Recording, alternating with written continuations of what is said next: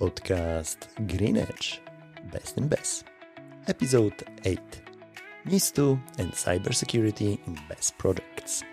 Hello and welcome back to Green Edge, Best in BESS, the podcast for international investors, developers and energy professionals taking the Polish battery storage market seriously. If you've been following this series, you know we've been building a complete picture of what it actually takes to execute a BESS project in Poland, but not only. We went through development, grid connection, supplier selection, the SGU regulatory framework, and so on. Today we're covering something I see dismissed surprisingly often, especially in the early stages of a project, which is cybersecurity. The people doing the dismissing usually think of cybersecurity as an IT department problem, something that lives in corporate networks, email systems, laptops, not a problem for an energy storage project sitting in a field somewhere over there. I want to spend the next 30 minutes explaining exactly why that thinking is wrong, why it's becoming increasingly expensive to be wrong about it, and what you actually need to do to manage this risk properly. In Poland, this conversation was decisively accelerated on the 19th February 2026, when the President signed the Amendment Act of the National Cybersecurity System, the Polish implementation of the European NIS2 directive. That signing started a clock. If you're developing or operating BESS projects in Poland, that clock is running for you too. So, let's get into it. The NIS2 directive, which is Network and Information Security, second edition, was adopted at EU level in late 2022 and required transposition into national law across member states. Poland completed that transposition in February 2026. The directive identifies sectors of high criticality and the energy sector is explicitly listed. Within energy, the definition covers generation, transmission, distribution, storage and sale. Storage, that word is in the text. Now, whether your specific entity falls directly under NIS2 as a regulated subject depends on size. The thresholds are medium enterprise, more than 50 employees or more than 10 million euros in annual turnover. If your operating company meets those criteria and you're active in the energy sector, you're a regulated entity. And regulated entities face mandatory obligations around risk management, incident reporting, supply chain security, and personal liability for the management board. But there is the part that trips up most investors. You don't have to be a regulated entity yourself for NIS2 to reach you. Article 21 of the directive requires regulated entities to manage cybersecurity risk across their entire supply chain. The aggregator buying power from your battery, regulated. The grid operator you're connected to, regulated. The corporate offtaker in your PPA, potentially regulated. Each of them is contractually required to flow down security requirements to their suppliers and service providers, which is you. This mechanism is called flow down clauses. It means that even if your operating company is too small to fall under NIS2 directly, you will encounter NIS2 requirements the moment you try to sign a commercial agreement with anyone who is regulated. And in the Polish BESS market, that's almost everyone on the revenue side of your project. The practical conclusion is straightforward. Every grid-connected BESS project will encounter NIS2 requirements, either as a directly regulated entity or as a part of the supply chain of one. The question isn't whether this applies to you. The question is whether you're prepared when it arrives. Now, before talking about what needs to be done, it's worth understanding why a battery energy storage system is a more complex cybersecurity target than most investors realize when they first start looking at it. A BESS is not just containers full of battery cells. It's a layered system with multiple digital components, multiple external communication channels, and multiple points where things can go wrong and where an attacker can get in. At the lowest layer, you have the operational technology, the battery management system, which monitors cell state, temperature, and voltage at the module level, and the power conversion system, which handles the conversion between DC on the battery side and AC on the grid side. These components communicate using industrial protocols, Modbus, CAN bus, IEC 61850, that were designed decades ago for isolated industrial environments. Security was not a design consideration. There is no native encryption. there is no native authentication.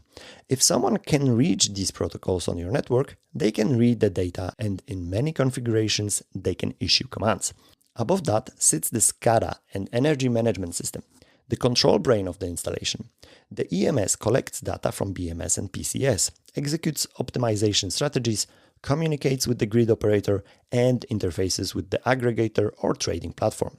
It's typically running on an industrial server with a web interface, and it's usually accessible remotely, because that's how O&M works, how the manufacturer provides diagnostics, and how the aggregator sends dispatch signals. Control over the EMS means control over the entire installation. And then there's the external connectivity layer, the manufacturer's cloud platform for monitoring and firmware updates, the aggregator's API for trading signals, the grid operator's interface for curtailment commands, and the O&M provider's remote access channel for service. Each of these is a connection from your installation to the outside world.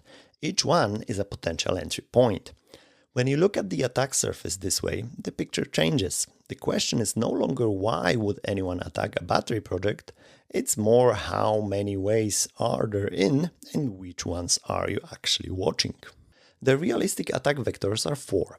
Remote access exploits, weak passwords, VPN access without multi-factor authentication, unpatched software on the SCADA server are the most common starting point because they require the least sophistication. Man-in-the-middle attacks exploit the fact that industrial protocols like Modbus don't encrypt traffic. An attacker who can reach your OT network can intercept and inject commands.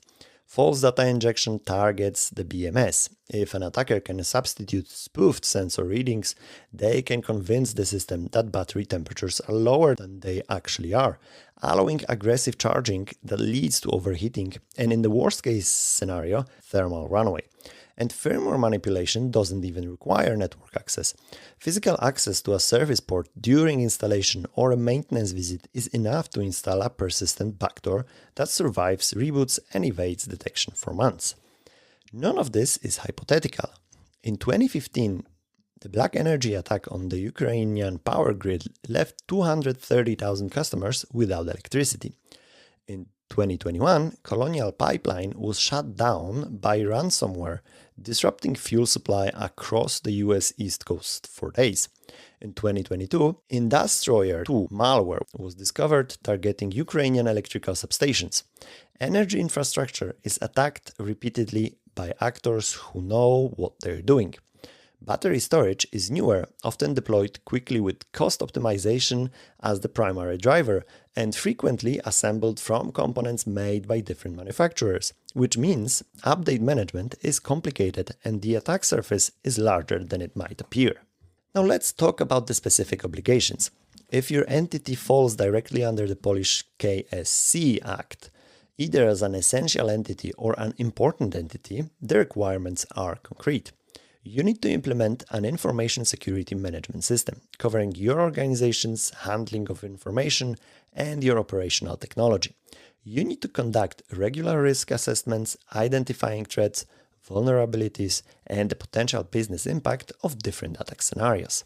You need to establish incident detection and reporting procedures. Under NIS2, a significant incident must be reported to the relevant authority within 24 hours of detection, with a detailed report following within 72 hours. You need to manage supply chain security, which means verifying the security posture of your suppliers, not just trusting their marketing materials. You need business continuity planning, covering what happens operationally if your systems are compromised. And management at C-level is personally accountable. This is not something that can be delegated entirely to a technical team and forgotten. The timeline that Polish KSC Act established is worth knowing. 6 months from the Act's entry into force for self-identification and registration as a regulated entity. 12 months for implementing your ISMS and risk management measures, 24 months before the enforcement period begins and penalties can actually be imposed. The penalties are substantial. Essential entities face fines up to 10 million euros or 2% of global annual turnover, whichever is higher. Important entities face up to 7 million euros or 1.4% of turnover. And under the Polish implementation, management bears personal liability of up to 300% of salary. These aren't numbers that should be dismissed in a project risk register. For a BESS project with 15-year horizon, regulatory non-compliance is a material financial risk that belongs in the same conversation as grid connection risk or technology degradation risk. Now, I think this part of the episode will be most practically useful, because it answers the question I get most often. Fine, I understand this is important, but what do I actually do about it? The answer starts in your RFP. Cybersecurity requirements need to be part of your specification before you sign any supplier contracts, not a checklist you hand someone after commissioning. Once you've signed, your leverage is gone. Now let's go through the key parties and what you should be requiring from each of them. From your BESS system supplier, the company providing the containers, BMS and PCS, you need certification of IEC 62443-41, which covers the secure development process for industrial automation products, and IEC 62443-42, which covers functional security requirements for components. You also need a software bill of materials, a complete inventory of every software component in the system, including third-party libraries and firmware versions. This matters because known vulnerabilities are tracked against specific software versions. Without an SBOM, you can't assess what you've actually bought. You need documentation of the security architecture, a vulnerability management policy with a clear update schedule, and a declaration about where your data is processed, specifically whether data leaves the EU and under what legal basis.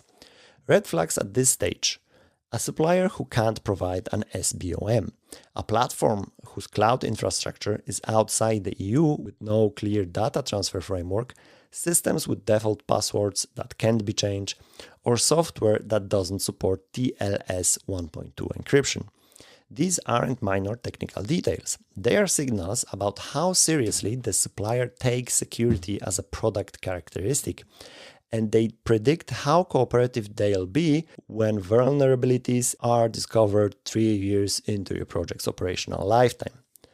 From your SCADA and EMS integrator, the company configuring the control brain of your installation, you should require at least ESE 62443-33 certification, which covers security requirements at the system level as opposed to the component level. You need ISO 27001 for the integrator's own organization or equivalent documented security practices. You need the secure configuration procedures they'll follow during deployment. And you need a cybersecurity test report after commissioning. This is not optional, and I'll come back to what that report needs to contain later on. From your EPC contractor, the requirements are different in nature. You're not asking for the same technical certifications, but you need a documented information security policy, secure procedures for handling project documentation, physical access control on site during construction, and critically, a commitment to deliver complete security documentation at handover. That means all credentials, certificates, and configuration records. EPC contractors who have never thought about that will hand over a project with default vendor passwords still in place across multiple systems. This is extremely common. It's also the kind of thing that creates serious problems 6 months into operations when you're trying to understand why something isn't working correctly. From your O&M provider, you need a documented remote access management policy. Exactly who can connect to your systems, under what circumstances, with what authentication. You need procedures for security patch installation, a defined SLA for responding to security incidents, and training records showing that operational staff understand cybersecurity basics. The O&M provider's access channel is one of the highest risk external connections to your installation. It needs to be treated accordingly. From your aggregator or optimization platform, you need ISO 27001 or equivalent, SOC 2, Type 2, if they're running a cloud-based platform, encrypted API communication using TLS 1.2 or above, mandatory multi-factor authentication for all access, and a clear data localization declaration. The aggregator has direct dispatch authority over your installation. That access needs to be secured end-to-end, and you need contractual visibility into how it's protected. Before you accept a completed BESS installation, cybersecurity testing needs to be part of your commissioning protocol alongside the performance test and grid integration checks. I want to be clear about why this matters specifically at commissioning. It's the last moment before operations begin when you have full leverage over your suppliers and your EPC contractor. Once the DLP, the defect liability period, begins, getting anyone to remediate a security finding becomes significantly more difficult. The testing scope should cover 5 areas. Penetration testing is a simulated attack on your system conducted by a specialist who is trying, within defined boundaries, to find a way in. This covers attempts at unauthorized access through remote interfaces, exploitation of industrial protocols like Modbus and IEC 61850, privilege escalation within the system once initial access is obtained, and testing of every remote access channel. O&M, manufacturer diagnostics, aggregator interfaces. Penetration testing needs to be carried out by a company with OT-ICS experience, not a generic IT security company. Testing SCADA system requires knowing how to probe it without triggering faults in a live installation, which is specialized skill. Vulnerability assessment is the systematic scan for known vulnerabilities in every software component, identifying unpatched systems, outdated firmware, missing security updates. This feeds directly into your SBOM review. Configuration audit is a manual review of security settings across all components, whether default passwords have been changed, whether encryption is enabled on every communication channel, whether firewalls are correctly configured, and whether logging is active and records are being stored somewhere you can actually retrieve them. Network segmentation testing verifies that your OT network, the operational technology controlling the batteries and converters, is properly isolated from your IT network and from the internet. The principle is that even if an attacker compromises one segment, they can't use the foothold to reach the critical control systems. This segmentation is often documented but not actually tested before commissioning. And incident response testing. A simulated security incident to verify that your detection systems actually generate alerts, that those alerts reach the right people, and that the response procedures you've documented actually work in practice. A critical point on who performs these tests.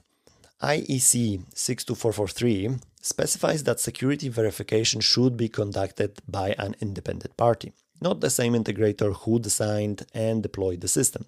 For systems at the criticality level of a grid-connected BESS, the recommended independence level is a separate external organization with no relationship to the project supply chain. The company you hire for this should have energy sector references, familiarity with IEC 62443, and ideally certifications like CREST, GICSP, which is Global Industrial Cybersecurity Professional, or equivalent. The deliverable from this testing is a formal report covering identified vulnerabilities with severity ratings, evidence of testing, prioritized remediation recommendations, and a formal attestation that testing was conducted. This document has value beyond commissioning. It's part of your compliance record, it supports your insurance position, and if you've ever sell or refinance the asset, it's due diligence documentation that demonstrates the security posture at the point you took ownership. Everything I've described needs to be in your contracts. Requirements that exist only in conversation or email threads are not enforceable, and in a dispute they effectively don't exist. The clause you need fall into 4 categories.